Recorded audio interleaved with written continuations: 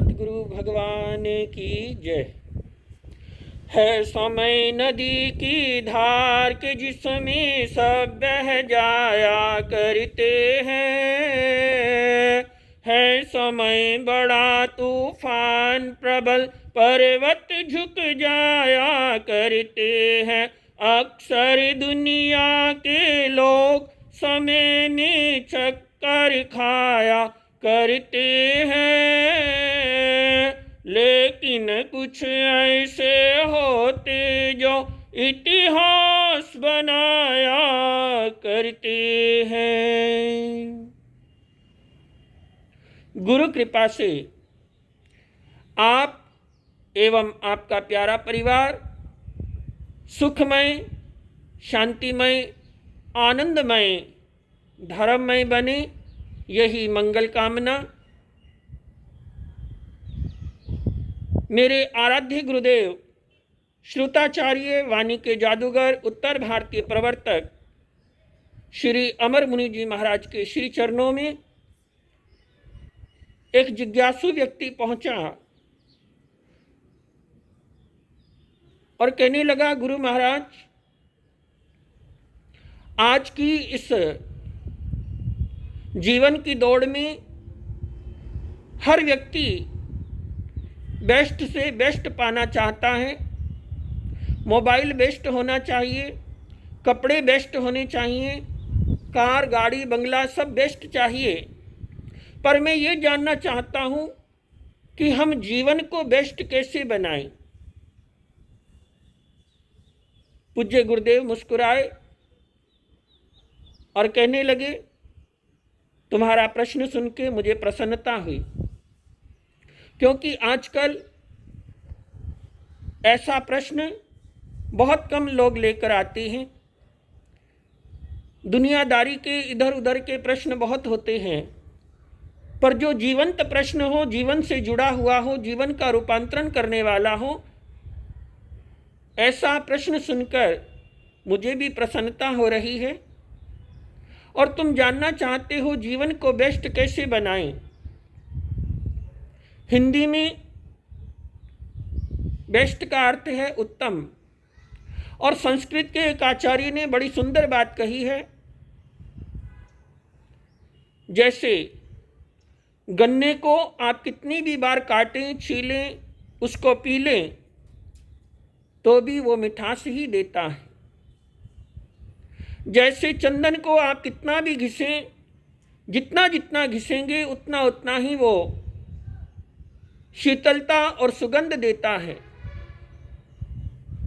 सोने को आप जितना भी आग में तपाएंगे उतना ही वो चमकदार बनता है, उसमें निखार आता है और वो कुंदन का रूप ले लेता है। ऐसे ही जीवन में चाहे प्राणों का संकट भी क्यों ना आ जाए, जिनके स्वभाव में, जिनके प्रकृति में विकृति नहीं आती, वही उत्तम पुरुष कहे जाते हैं। और ऐसे ही उत्तम पुरुषों में भी सर्वोत्तम, मर्यादा पुरुषोत्तम भगवान राम हमारी भारतीय संस्कृति के आदर्श पुरुष हैं, मर्यादा पुरुषोत्तम हैं, जिनके मंदिर की पावन प्रतिष्ठा होने जा रही है। मैं भारत के प्रधानमंत्री श्रद्धाशील श्री नरेंद्र भाई मोदी और उनकी पूरी टीम को, उनकी कैबिनेट को, उनके सहयोगियों को साधुवाद देना चाहूँगा। अपने सकल जैन समाज की ओर से, जिनके पुरुषार्थ से, सत्प्रयासों से यह अधूरा स्वप्न साकार होने जा रहा है। यह राम मंदिर भारत के मस्तक पे तिलक के समान शोभायमान होगा। हो सकता है आप कहें महाराज आप तो एक जैन साधु हैं, राम मंदिर से आपका क्या लेना देना। तो उन लोगों को मैं बताना चाहूँगा, जैन परंपरा में 63 शलाखा पुरुषों का जहाँ वर्णन आता है उसी में भगवान राम का नाम भी आता है सर्वोत्तम पुरुषों में। और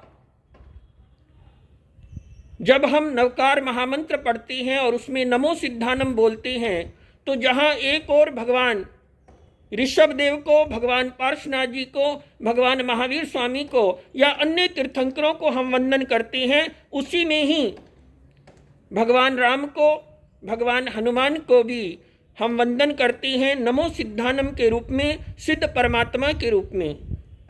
और एक आचार्य ने बड़ी सुंदर परिभाषा की है कि राम नाम में ही 24 तीर्थंकर समाये हुए हैं। आप कहेंगे कैसे? जैसे कोई विद्वान जब शोध कार्य करता है, शोध निबंध लिखता है,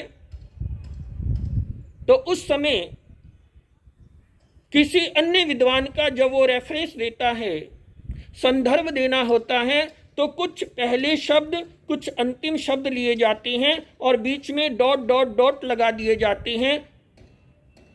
भगवान राम के नाम को आप देखिए, रै से बना ऋषभदेव, आ से बना आदि, यानी भगवान अजितनाथ से भगवान पार्श्वनाथ तक सभी उसमें समा गए। और मैं कहता है महावीर, तो राम नाम में 24 तीर्थंकर समाये हुए हैं, राम में रहमान समाये हुए हैं, राम में मोहम्मद समाये हुए हैं, राम में सभी महापुरुषों का जीवन चरित्र साकार हुआ है।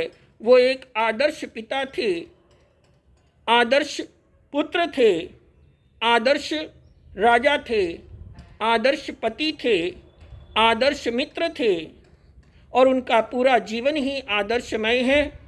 चाहे आप बचपन को लीजिए, युवा अवस्था को देखिए, और चाहे वृद्ध अवस्था का आप अध्ययन कीजिए, भगवान राम के जीवन का हर पन्ना, हर अध्याय हमें एक नव जीवन की प्रेरणा देता है।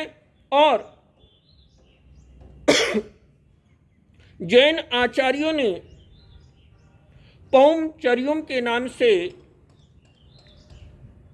भगवान राम का जीवन चरित्र बहुत ही शानदार ढंग से लिखा है, जिसे पद्म पुराण भी कहा जाता है। और हमारे पंजाब प्रवर्तक परम पूज्य श्री शुक्ल चंद्र जी महाराज, उन्होंने जैन रामायण की रचना की।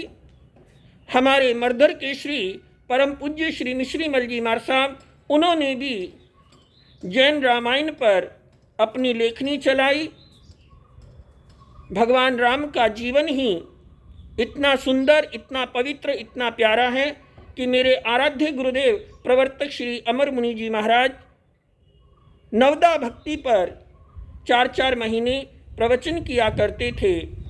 उनके जीवन से हम प्रेरणा लें और हम भी राममय बने।